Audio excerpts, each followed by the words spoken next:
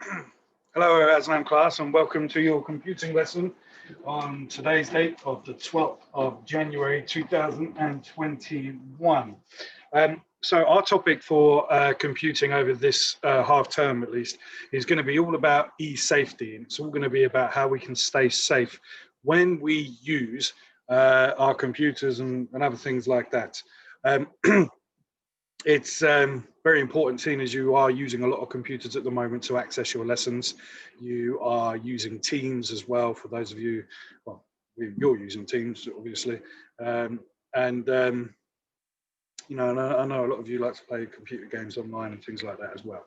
So e-safety is very important. Okay, I'm going to start sharing my screen with you so you can see today's lesson. Oh, I know it says Monday the 11th. It's actually Tuesday the 12th. Okay, my mistake, too eager. Right, let's go into our full screen so we can discuss about computing. So today is all going to be about understanding how to stay safe online. And last year, when you were in year 3, you may have, if you covered it, but I know we had the lockdown last year as well, so you may not have done. But last year you would have done, or you should have done, e-safety, and you should have come up with some rules that you should have used to stay online. So if you can remember, if you did that lesson, I can't remember if you did or not because I wasn't at the school, obviously. But if you can think back to that lesson, or if you can think of now maybe rules that you already know that you should be doing when you are using computers. And that's going to help us out with today's lesson. So the term e-safety, we use this term, it's the word we use to describe how we raise the awareness of staying safe online. It may be called other things like digital rules or internet safety or online safety. We call it e-safety here at school. And it is basically raising your awareness of how to stay safe online. So what we're going to do to begin with is I want you to think and take a moment. You can write these down or you can discuss it with a family member. What are the dangers or what are the risks that we take when we go online?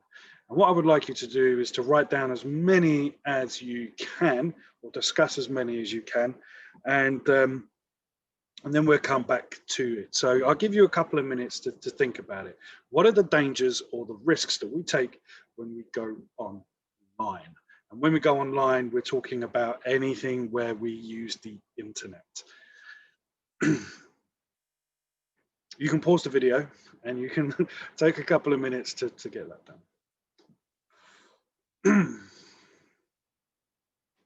Okay, well done for doing that. You've probably got loads. I have got a few. I've picked out some key ones that you may come across more often than not.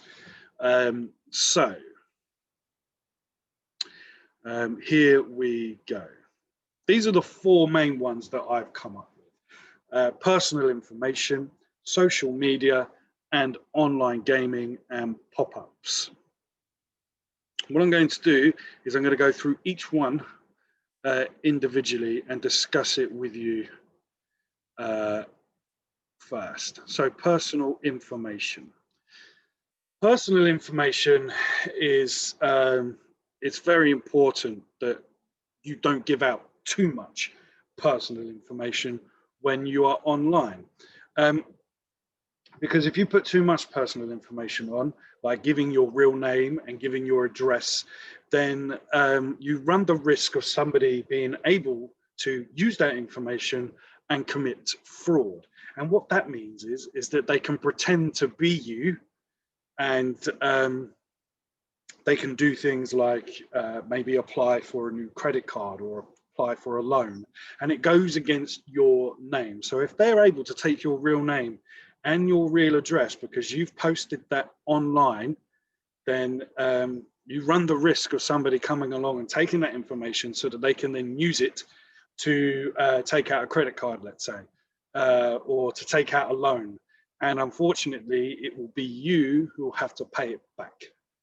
So that's why we don't give out our personal information online. And personal information that isn't just about your name and about your address. It can also be things like when you post pictures up online. Be careful which pictures are going online. If you have a picture and you're wearing your school uniform, you're now telling everyone who's looking at that picture what school you go to. If you're standing outside your house and you've got the front door shut, you are showing everyone your door number if you post a picture like that online. So it's about just being careful and being aware of what personal information you are giving out. Some of you may like to play computer games, which we're going to come on to in a moment. And I play computer games, and I come across names where I think, well, that sounds like somebody's real name. Why would you use your real name online? Okay, so it's all about limiting the amount of personal info you give out, because the internet is so big and it's such a big and wide expanse tool that is absolutely great. It's brilliant. But when we are not safe and we're not being aware of things, we are running the risks of being victims of people who commit fraud.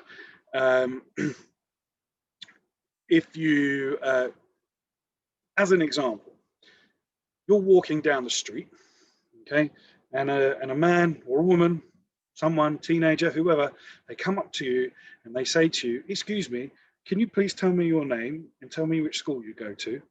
Well, you're going to run a mile, aren't you? Because you know stranger danger. You've been taught not to speak to strangers. However, when you go up online, we seem to forget that. And people just post, they put information on without really thinking about it. You may want to buy something, and all of a sudden, the next thing you know, you've given this company your name, your address, your bank details, and of course we use trusted sites, but there are people out there who don't use trusted sites. And a trusted site, we know if a site is trusted, it will come up with a little shield, or it will have a padlock in the search bar, and that tells us that that site is regulated and that it's safe to use. If it doesn't, then you're running the risk. So remember, personal information, do not give out too much. Only give what is necessary. And for you guys at your age, none of it is necessary. You do not need to give out your real name. You do not give out your real address. You do not need to give out any personal information about yourself. Okay, so that is the risk that we run putting personal information on. The next one I'm going to look at is social media. Now, if I was in school, I would ask the question, who in the class has some sort of social media profile? That could be Instagram, Snapchat, Facebook, YouTube, Skype. Not too sure. There's loads of them out there. TikTok. And if I was to ask you if you had your own account, not many of you would want to put your hands up, because it's actually against the law in many of these apps for children of your age to actually have an account. However, some of you probably do have these accounts, and they can be quite dangerous to use. Talking from experience, I've had children that I taught in the past who have had things like WhatsApp, and it causes lots of problems where parents or children are not telling their parents what is going on in these group chats, and some of the messages were can be quite horrible, and there's something that cyberbullying comes into it as well, and that's where somebody keeps on sending horrible messages to someone online, or someone's not invited into a friendly group. It can cause all types of problems, and that's why there's age restrictions on social media. For example, to have a YouTube account, you need to be 18 years old. To have Facebook, you need to be over 13 years old. And WhatsApp, I believe, you need to be over 16. So there are lots of rules and regulations put in place to already. But you know, people of your age, children of your age, will probably still have use some sort of social media, um, because your friends may have it, and you may buckle to what we call peer pressure. Everyone in the class may have TikTok, and you're the only one that hasn't got it, for an example, and you may want to upload it. And the problem is, when you start putting information in, you have to give your age. And what a lot of children do is they put in a fake age, and then you're running the risk, because you're then going online. Let's say you go onto Instagram. Now, you put in your age down on Instagram as a 14-year-old. That means everybody who tries to have a conversation with you may believe you're 14 years old. And you're running the risk of putting yourself in danger, because children of 14 years old may be talking about things that are not appropriate for your age. So that's why social media really isn't for young children, you know, because they do have age restrictions in.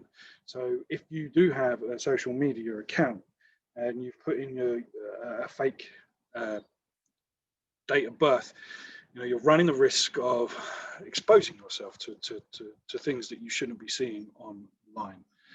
The next one, online gaming. Now, I know many of you in the class love online gaming. I play online games as well, but I do know that there are children in the class who play games that are inappropriate for you. And there are age ratings on games to help us, give us a guidance of what kind of game it is and what age you should be to play these games. The thing is with online gaming now is that everyone speaks on headsets, and what can happen is, if you're playing a game that isn't for your age, you are then running the risk of hearing language that you shouldn't really be exposed to. Also, you don't know who you're talking to online. When you're talking face to face to someone, you know who that person is. You know what they look like. You know they may have been a friend for a long time. However, when you play online, you're playing with people all around the world, and you don't know who they are. You've never seen their face before, yet I bet you some of you in the class already may have already added a friend of someone who you don't even know. You may have played a game with someone, and then they've added you as a friend, and you've accepted it. You don't know who this person is. You don't know anything about them. You have now just accepted a stranger to your profile. And if you've got personal information up on your profile, they can then access that. So you have to be careful. You wouldn't talk to a stranger or start playing a game with a complete and utter stranger. However, online, everyone seems to forget that. And, you know, people will just add friends who they've never seen before. So that is another danger as well, playing games online with people that we don't know. Not saying it's always the case, but it's a risk that we run. And pop-ups. Sometimes if you're online doing a research project or something, you may come across one of these pop-ups. And this is something that just flashes up on the screen on a website. And pop-ups are, they can be pretty dangerous, because you may click on them, and you can see here it's got congratulations, win a 3 computer, and you click on it, wow. And then it says, please enter your name, please enter your address. You are then giving out personal information, and really you're not entering a competition at all. This is just a advert and enticing you to give personal information over, which unfortunately someone will then probably use to commit fraud with. Some pop-ups are inappropriate, and you should never click on pop-ups. Some pop-ups actually contain viruses within them. So if you were to click on it, it would then put a virus onto your computer, and it would be very difficult to get off, even if you try to uninstall it or anything like that. So yeah, pop-ups can also be pretty dangerous. Now, you may have come up with loads more ideas, which is really great. So if you could share them onto Tapestry, that would be brilliant. But now what I want you to think about is, on the list that you've got, and in particular the ones that I've raised, how can we limit these risks? How can we make it so that when we're online, we are staying as safe as we can? we may not be able to eliminate the risk totally, but we can limit the risk significantly to stay a lot safer online. So have a little think, have a look at your list, have a think about what I've said, and see what, and come up with some sort of rules, I suppose, to help us limit the risks. You can pause the video. Okay, so limiting the risks. Okay, so when we are online, okay, you can always tell a trusted adult if something concerns you when you're online. So for example, if you're in a social media group and someone's written a message that isn't very nice, you can talk to an adult. It can be a parent, it can be a teacher, it can be an older brother or sister who's an adult, but if something there concerns you, you speak up. Let somebody know, because if you've got it on your phone and you don't show a phone to anyone, or it's on a computer and you haven't shown anyone, nobody knows what's going on. And the thing is, it's quite dangerous when you think about it, when it's just on a screen. It's harder to detect, and adults may not know what's going on, or if you have seen something that's concerned you, they won't know about it unless you tell them. So that's always the first port of call. If you're not happy with something, tell an adult. And that goes for all the rules that all the risks that we looked at. You see a pop-up, tell an adult about it, yeah? If someone says something online who you don't know who they are, tell an adult. Okay, so when using your name for gaming, be creative and do not use your own name. I would never put in my gaming, if I was playing online, Mr. Langford. I just wouldn't. My gaming name is completely random, it's completely imaginative. It doesn't give out any personal information about myself at all. So you need to make sure you're doing the same online. Use a gaming name that is fun, creative, something that's not going to give your real details away. Do not click on pop-ups. If you see a pop-up come up, just don't click on it. That's a good way we can limit the risk. Just don't click on it. If you do see a pop-up, you tell an adult, tell somebody, oh look, this has just come up on my screen, mum or dad, and then they can come along and say, okay, that's all right, and you leave the website, and then the pop-up should go away. Another thing you can do to limit the risk is also invest in sort of anti. You can actually invest into anti-virus software, and that can eliminate pop-ups actually coming up on your screen anyway. So that's really quite useful. If you've got that already, that's great. And online gaming, you play with people who you know, who you can trust. Don't play with people who you don't know, because you don't know them. And you wouldn't play with a stranger in the park, would you? So you should play with people who you know. That then limits the risk of strangers and things like that.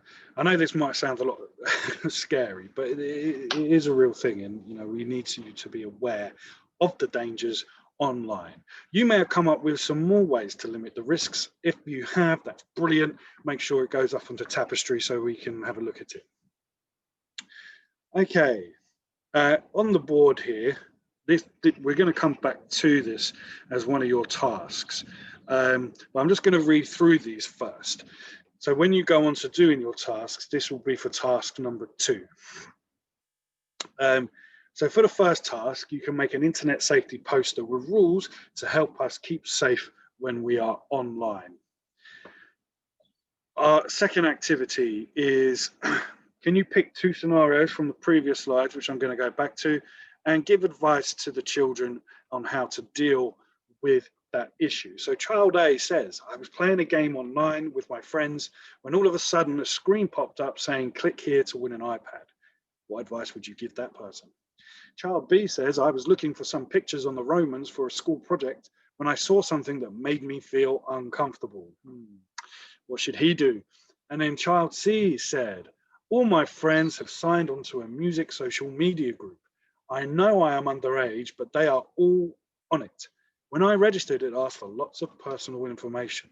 So what would you give that child? What advice would you give them? So pick 2 of them scenarios and write down what advice you would give them to make sure that they're limiting the risks and staying safe online. And then number 3, write a set of instructions to stay safe online when you are playing a video game. Okay, so write a set of instructions to stay safe online when playing a video game. And as always, everyone, I expect to be able to do the first challenge and then work your way through the challenges. Don't worry if you can't get to challenge 3. Do the best you can. Well, I know that's a lot to digest and to take in, and I know some of it may sound quite hard hitting and a little bit scary, but 9 times out of 10, when you use the internet correctly and safely, it's a brilliant tool. But sometimes we just have to be aware of what we're doing online, because you know, it does have its dark side as well. But hopefully, after today's lesson, it will make you a little bit more aware of the dangers that are online, and you've now come up with ways that you can limit the risk of being exposed to them dangers. And as long as you follow them rules and you limit the risks, using the internet is very safe. Okay, right. Good luck with the work, and remember to put it onto Tapestry, and I'll see you in the next video. Bye-bye.